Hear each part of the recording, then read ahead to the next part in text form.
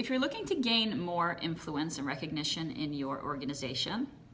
the first step I always recommend is looking at the relationship and the dialogue that you have with your boss.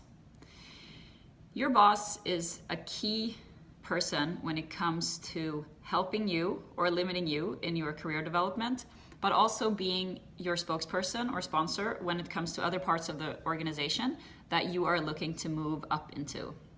So if you don't already have a one-on-one dialogue with your boss, whether it's over email, if it's face-to-face, which I absolutely recommend, you really need to get on top of doing this on a weekly or a bi-weekly basis. And if you already have that, to think through how you are actually pushing forward your achievements and making sure that the two of you are on the same page with what you are focusing on.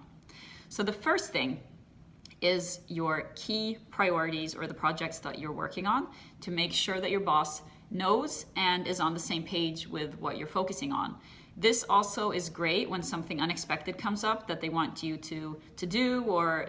to fill in for someone else, or to take something on. You can always go back to say, okay, these are the projects that I am working on and that we have understanding that is the most important thing for me to do.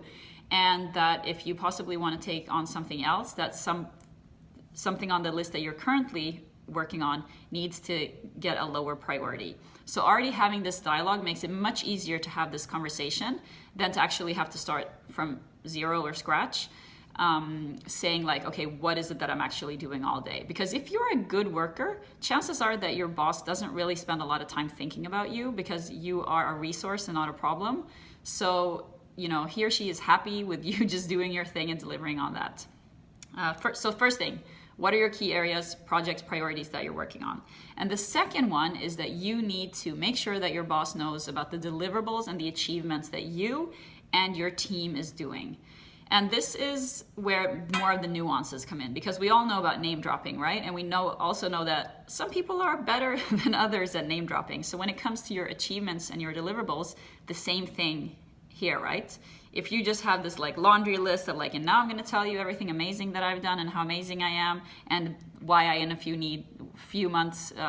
need a raise and a promotion, that usually doesn't go down very well. So it's more about finding, a structure, first of all, to focus on what you are delivering on, but that you need to make sure that you shine through, and what you did,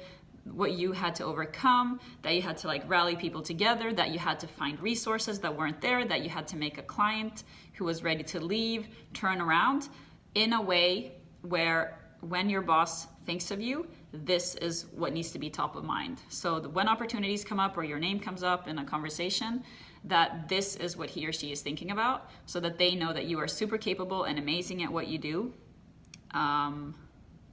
so that you can achieve more and do more in your career.